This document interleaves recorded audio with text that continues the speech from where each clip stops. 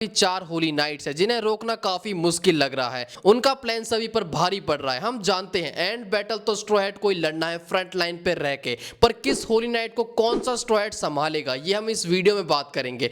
But before that, अगर तुम्हें मेरी वीडियो पसंद है और तुमने अभी तक किसी कारणवश चैनल को सब्सक्राइब नहीं किया है तो उस कारण को इग्नोर करते हुए चैनल को सब्सक्राइब कर दो ताकि मेरी मेहनत और ये चैनल कहीं खो ना जाए। एल्बाफ खतरे में है होली नाइट और उनके डर्टी प्लान की वजह से, जस्ट लाइक इंडियन मर्द। बट एल्बाफ की प्रॉब्लम को सॉल्व करने वाले भी एल्बाफ में है, अपने स्ट्रॉ हैट पायरेट। लेकिन होली नाइट्स की पावर्स बहुत ज्यादा क्रेजी हैं। सिर्फ 3 होली नाइट्स ने मिलकर सबसे स्ट्रॉन्गेस्ट बीइंग और उनकी टेरिटरी को हिलाकर रख दिया है।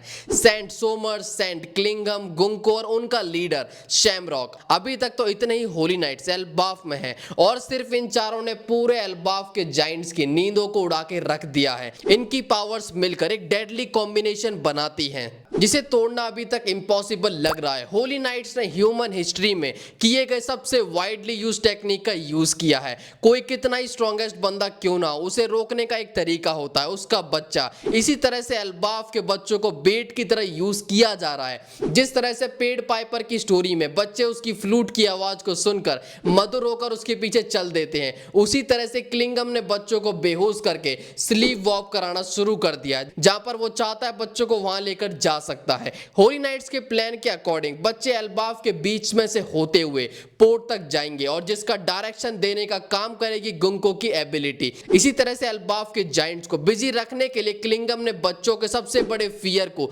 रियलिटी की फॉर्म दी है। पर फिर भी चांस था कि बच्चों को रोका जा सकता था बाय यूजिंग फोर्स। बट इस पॉसिबिलिटी को भी ये बंदा खत्म कर देता है, सेंट सोमर्स, जिसकी एबिलिटी है फ्लावर थॉर्न्स ग्रो करना। पर इन थॉर्न्स के पीछे भी एक कंडीशन है जिसके ऊपर इसे यूज किया गया हो। उसे टच करने वाला बंदा जितना डीपली लव उससे करता होगा, ये थॉर्न्स उतना ज्यादा दर्द देंगे और एक्सट्रीमली लव कंडीशन में ये थॉर्न्स मौत का रीजन भी बन सकते हैं। इन तीनों की एबिलिटी को देखते हुए कौन सा स्ट्रॉ हैट इनका राइट अपोनेंट रहेगा, इस पर हम फोकस करते हैं। एल्बाफ के स्टार्ट होने के साथ ये पॉसिबल मैचअप के ऊपर डिस्कशन शुरू हो गए थे, जिसमें से एक था उसाप वर्सेस लोकी, जो सुनने में बहुत ही बेवकूफ वाला लग रहा है। और अब करंट स्टोरी को देखकर भी उसाप का एल्बाफ में भी परफेक्ट ओपोनेंट थ्रिलर बार्क की तरह एक महिला है, गुंको, जो होली नाइट तो है बट सेलेस्टियल ड्रैगन नहीं, ना ही किसी एक्स नोबल फैमिली से। गुंको के डेल फ्रूट का नाम है एरो एरोनोमी, एक पैरामीशिया टाइप डेल फ्रूट जिसके साथ गुंको एरोस क्रिएट कर सकती है जो रियल लाइफ वेक्टर बनाती है।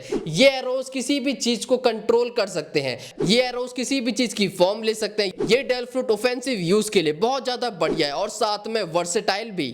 नेक्स्ट इन सभी में सांजी के लिए सबसे पॉसिबल मैचअप क्लिंगम होगा। क्लिंगम जिसके पास डेल फ्रूट है रियो रियो नोमी मॉडल किरीन। इस एबिलिटी के साथ क्लिंगम किसी को भी नींद में डाल सकता है और उनके ड्रीम से कुछ भी बाहर रियलिटी में ला सकता है। ये एबिलिटी एक तरह से लूफी की एबिलिटी की तरह, बस लिमिटेड रिसोर्स के साथ। दूसरी तरफ विन स्मोक सांजी जिसका फाइटिंग स्टाइल है kick based attack with genetical modified body.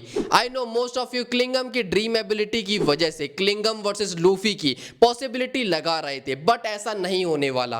क्लिंगम Sanji के लिए परफेक्ट अपोनेंट है जो उसे एल्बाफ का पावर अप देगा। अब ऐसा क्यों, ये राज छुपाए क्लिंगम के नाम में। क्लिंगम जिसका फैमिली नेम रीमो शीफू है, जिसमें शीफू वर्ड चाइनीज लैंग्वेज का है जो मार्शल आर्ट से कनेक्टेड है। इन चाइनीज शीफू मास्टर या फिर टीचर के लिए यूज होता है। सो प्रोबेबली क्लिंगम की फैमिली साइफर पोल एजेंट को मार्शल आर्ट सिखाती होगी, यानी ये फैमिली पूरे मार्शल आर्ट की गुरु है। और अपना सांजी का फाइटिंग स्टाइल भी लेग टू माउथ कॉम्बैट का होता है, यानी ऐसा भी हो सकता है कि क्लिंगम सांजी का जस्ट ऑपोजिट हो। सांजी जिसे टेक्नोलॉजी में ज्यादा इंटरेस्ट नहीं है पर शायद क्लिंगम को हो। क्लिंगम और साइंस के लिंक के पीछे एक रीजन है, एक कवर स्टोरी। जब कवर स्टोरी में मैड्स का पास्ट दिखाया जा रहा था तब ओडा ने एक आर्ट में सीजर वर्सेस जज को ड्रॉ किया था। इस आर्ट वर्क में जज ने सेम तरह की ड्रेस पहनी जिस तरह से क्लिंगम ने कपड़े पहने हुए हैं, लेकिन अभी तो और है। सांजी की 2 बड़ी बैटल में पास्ट अपोनेंट थे, एनीज लॉबी में जाबरा और वानो में क्वीन। दोनों ही कैरेक्टर की लंबी लंबी मूछे हैं और दोनों ही कैरेक्टर काफी इंपॉर्टेंट है सांजी के डेवलपमेंट के लिए।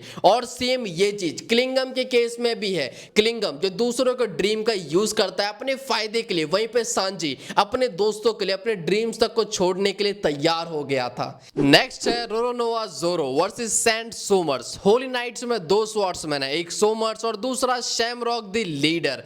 सीधे लीडर से लड़ना स्टोरी में पॉसिबल नहीं नहीं है और सोमर्स एक बेटर ओपोनेंट है जोरो के लिए। बट सिर्फ जोरो के लिए नहीं, बल्कि एक और स्ट्रॉ हैट है जिसका कनेक्शन सोमर्स से है। ओडा ने एसबीएस में सभी स्ट्रॉ हैट को फ्लावर की तरह बताया था, तो सोचो ब्रुक का फ्लावर नेम क्या होगा? एक रोज। और सोमर्स अपने पास हमेशा रोज रखता है। इसी के साथ जोरो का फ्लावर नेम है थिस्टल, और ये फ्लावर अपने आप में यूनिक है। इस फ्लावर के थॉर्न्स होते हैं और सोमर्स की एबिलिटी है थॉर्न्स को क्रिएट करना। इसी के साथ रोज का भी एक हाइब्रिड टाइप होता है जिसका नाम होता है एनमा रोज, एक लाइट पर्पल कलर का फ्लावर। और एनमा वर्ड ही वन पीस में किसके लिए है? जोरो के लिए, क्योंकि उसकी स्वॉर्ड का नाम है एनमा। अभी तक स्टोरी में ब्रुक, जिनबे, नामी और कूलन उन बंदों को ढूंढने जा रहे हैं जिन्होंने ये सब किया है। यानी अगर इनका सामना होली नाइट से होता है तो पहला सोमर्स का सामना ब्रुक से होगा, उसके बाद जोरो वर्सेस सोमर्स होगा। तुम सभी को मैं एक बात बताना चाहूंगा कि रोज, फ्लावर और थॉर्न्स की वजह से सोमर्स को वीक मत समझो।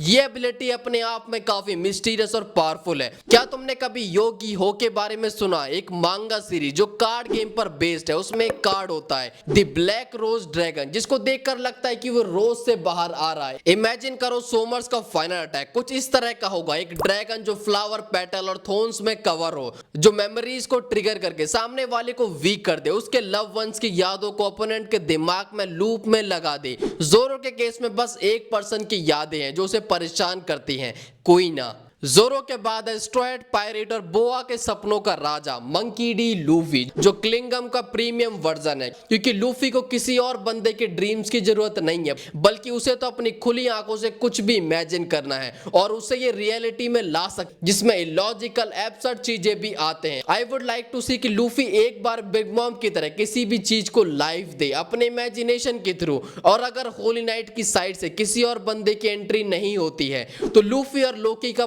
परफेक्ट ओपोनेंट सैंड फिगरलैंड शैमरॉक होगा।